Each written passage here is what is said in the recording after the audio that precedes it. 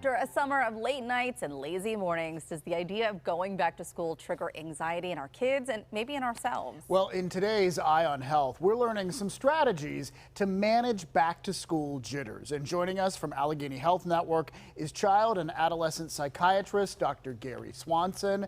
Thank you so much for joining us. Good morning. We appreciate it. And you're saying it's really important to promote positive thinking and positive practices. So where do you start? Well, I'd like to start to remind everybody that most people are anxious with any new thing. That's a normal, anxiety is a normal emotion for everybody. That's what we're supposed to feel anytime there's something new. And once we get used to it, that anxiety goes down. Most kids are actually happy about going back to school. About 80% of kids, studies show, are excited to get back to school. They're excited to learn, but they're really excited to see their friends and reconnect socially. The socialing, yeah. So that's important for them. And I think for parents to recognize that most kids are going to be happy about going back to school rather than saying, oh my gosh, you're going back to school. I'm so sorry your summer's over. It's going to be horrible. That's not the way to approach it. Yeah, don't approach it that way. They may have enjoyed their summer. They did some fun things in the summer, but school's going to be exciting and there's going to be people to meet, friends and things to do. Right. And I know too, I mean, it can start to change a little bit, especially if kids are going to a different school. You know, maybe they're transitioning into middle school or into high school, or maybe you've moved and they're going to a new school entirely. So in those circumstances, how do you help them ease back into that? So most school districts, when you're transitioning from elementary to middle to high school, do have an orientation day, a come up and visit day. Some of those are in the summer, some of those are right at the beginning, some of those are even at the end of the last school year. So making sure your kids attend those, but you can also go up and visit the school in the next couple of weeks. Those schools are still there. Kids can come up and sort of see it. Most of the time they're open and kids can visit, sort of see where their locker might be or their classroom might be.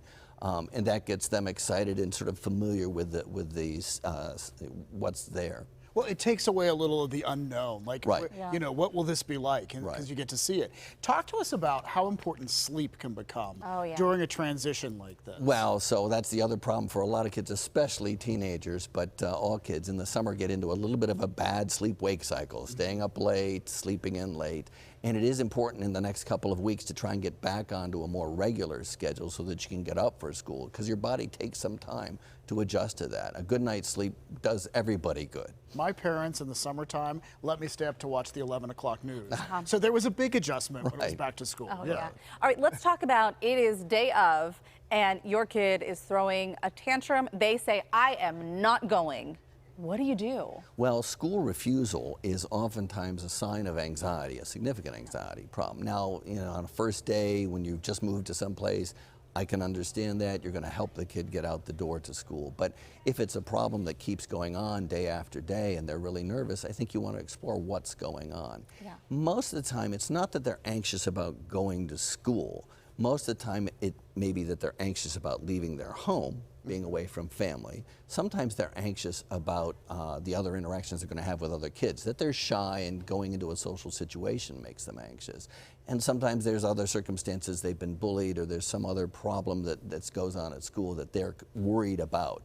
And so it's important to talk with them, find out, well, what is it that they're afraid of? Not just assume, hey, it's about going to school, but it's usually about something else. And before we let you go, let's talk about the importance of being a role model, because as parents are role models. They're being watched whether they realize it or not.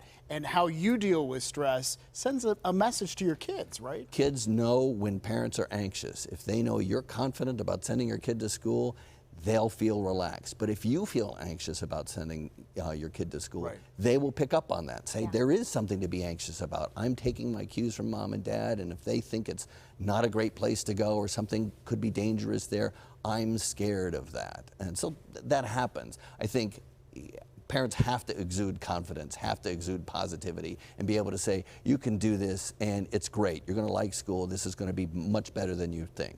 Open lines of communication, key in everything you've talked about, though. Thank you so much. Thank you. Really great information. Yeah, great conversation. And remember to keep watching for our Eye on Health series right here on PTL. Happens on Wednesdays, and it's brought to you by Highmark Blue Cross Blue Shield, together with Allegheny Health Network, for your health.